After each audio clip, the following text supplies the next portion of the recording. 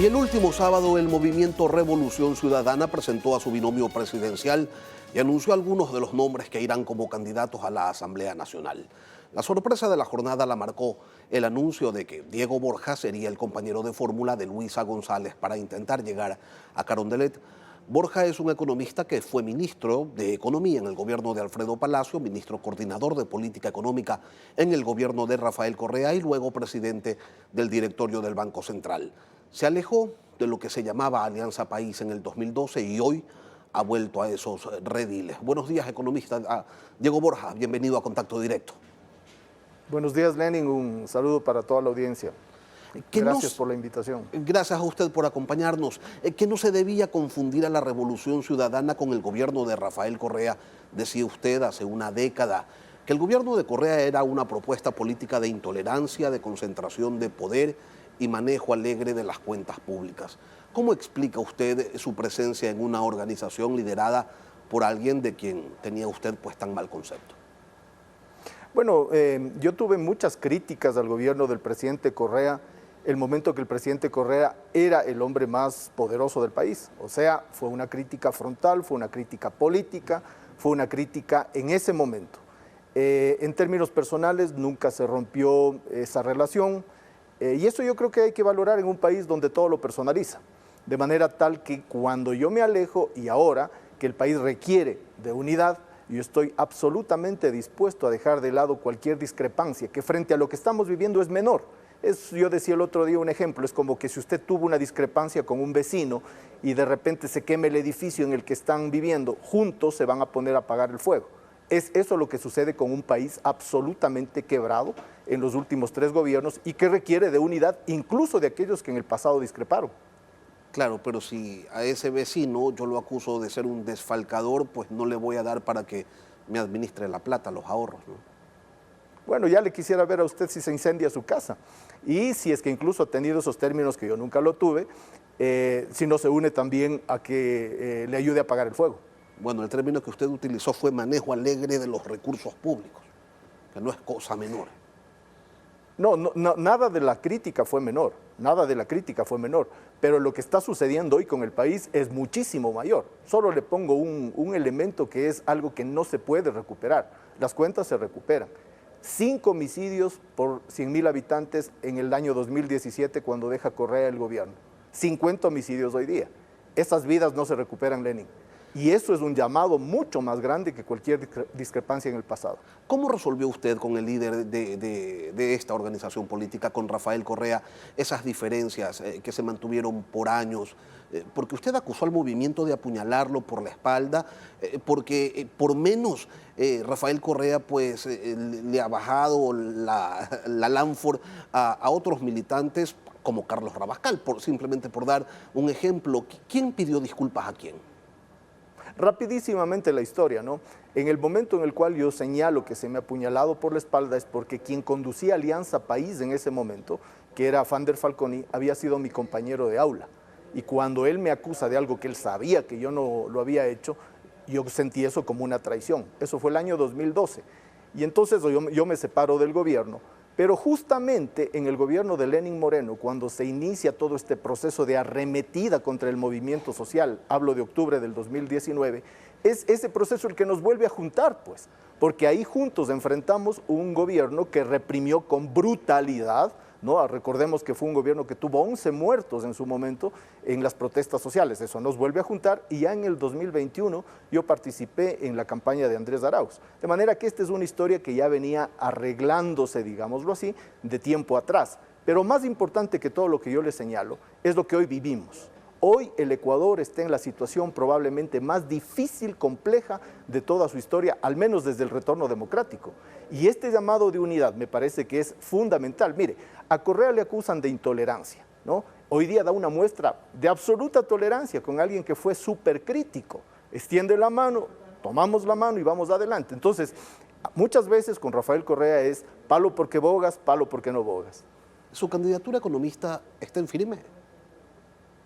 Bueno, yo he sido muy claro, si es que el proceso de unidad exige renunciamiento, soy el primero. Como lo dije desde el primer día, Lenin, cuando empezó a sonar mi nombre en marzo de este año para la candidatura presidencial, inmediatamente yo salí a convocar un proceso de convergencia y unidad. Hablé con muchas organizaciones que incluso parecían que podría ser visto como el agua y el aceite. Me senté con Izquierda Democrática, me senté con Centro Democrático, me senté con sectores de la CONAIE, que hoy día incluso están dentro de las listas de asambleístas, ¿no? Entonces, fue un proceso de convergencia que lo he venido trabajando y que en este momento nos conduce a este binomio.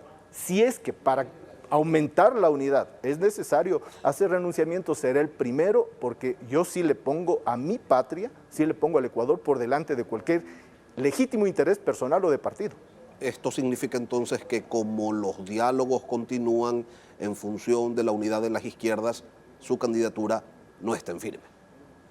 Yo quisiera entenderlo como que todos los que estamos participando en este proceso, que por lo demás, le repito, fui uno de los primeros en llamar a convocarlo, esto fue en marzo de este año, yo quiero entender que todos tenemos esa predisposición de renunciamientos en nombre de algo mayor.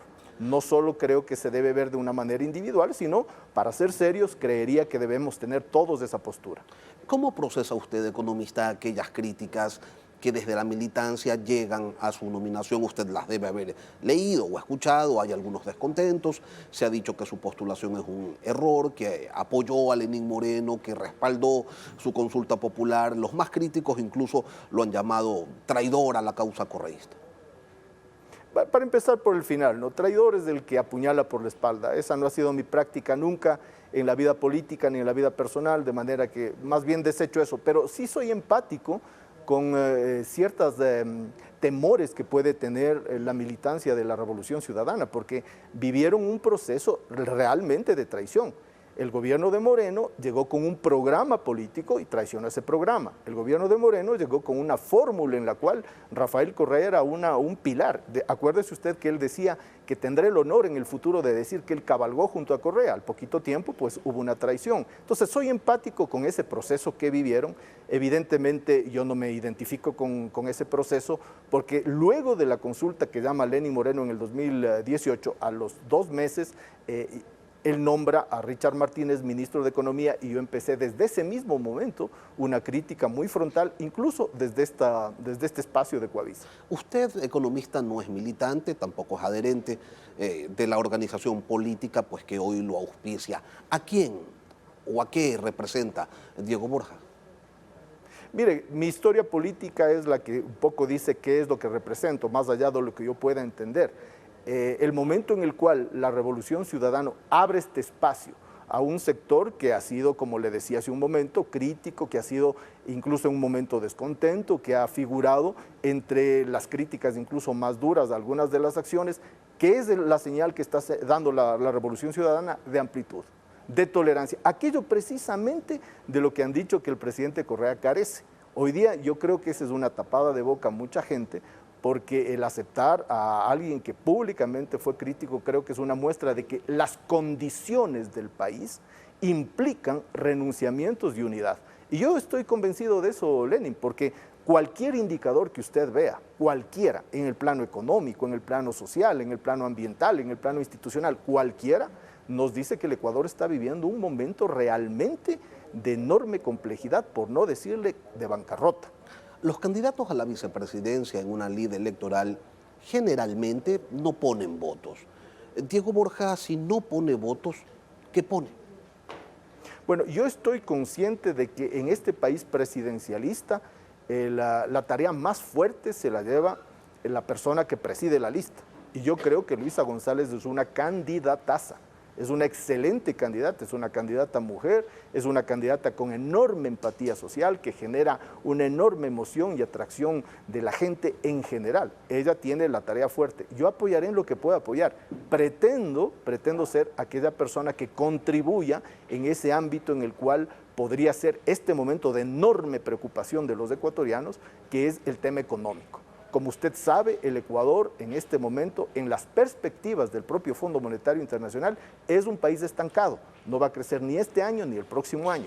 Y eso impacta gravemente en 2 cosas al menos. El empleo, sobre todo el empleo juvenil, y el consumo. Las familias ecuatorianas están endeudadas en el doble, hoy este año 2024, que en el año 2020. En ese espacio yo espero poder ser de contribución para Luisa, para el país, para la Revolución Ciudadana. Si no es por nombres, ¿cuál es la estrategia de Revolución Ciudadana economista para ensanchar una votación que en las dos últimas contiendas le ha sido insuficiente para volver al poder?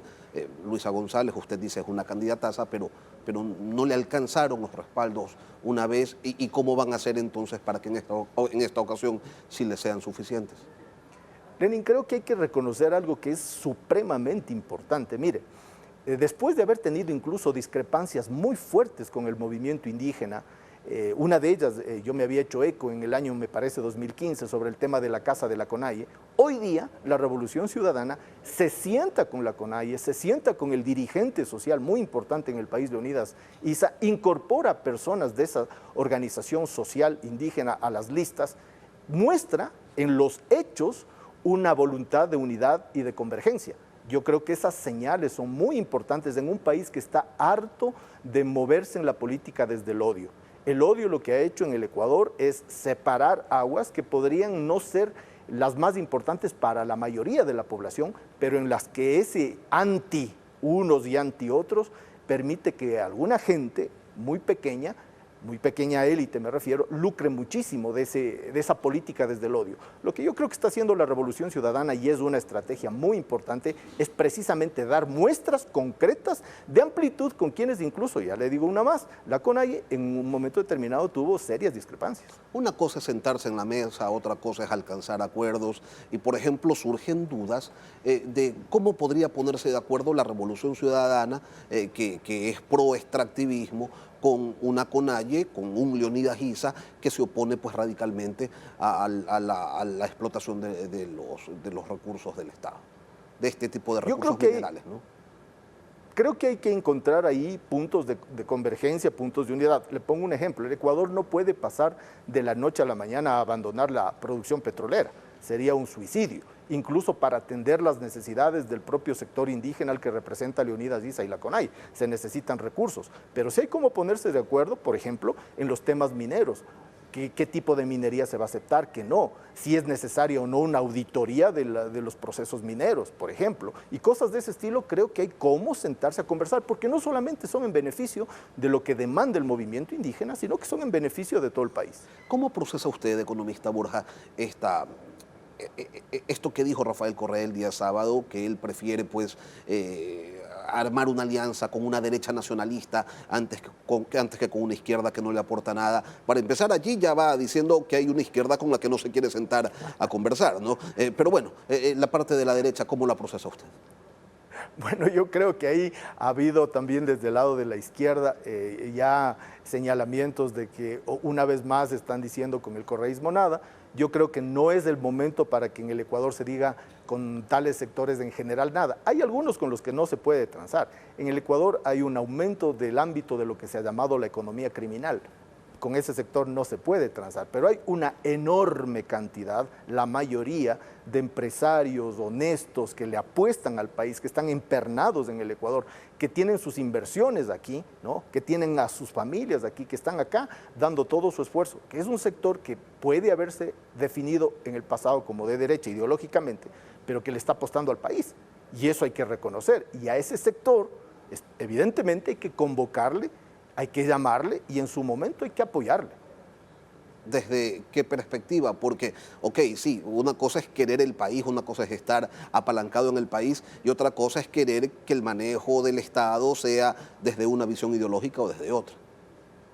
No, pues, o sea, desde la visión ideológica es muy concreto. El Estado tiene que intervenir en las cosas fundamentales que hoy están abandonadas.